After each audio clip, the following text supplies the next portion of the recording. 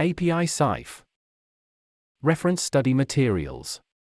The following standards and recommended practices need to be studied for API SIFE examination.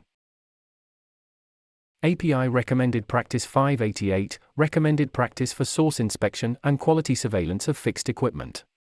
API Recommended Practice 572, Inspection of Pressure Vessels, Sections 3 and 4.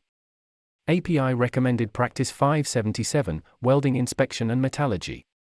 API Recommended Practice 578, Material Verification Program for Alloy Piping Systems, PMI. API Standard 598, Valve Inspection and Testing. AWSD 1.1, Structural Welding Code, Steel. Welding Inspector Handbook.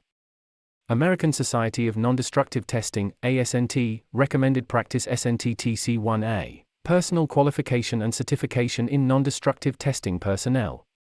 ASME Section 2, Materials, Part A, B, C, D, Sections SA 6, 20 and 370.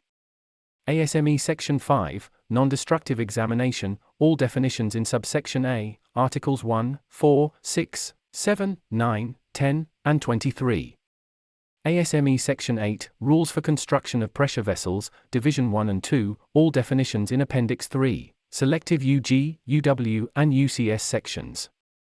ASME Section 9, Welding and Brazing Qualifications, selective sections from QW, Welding, only.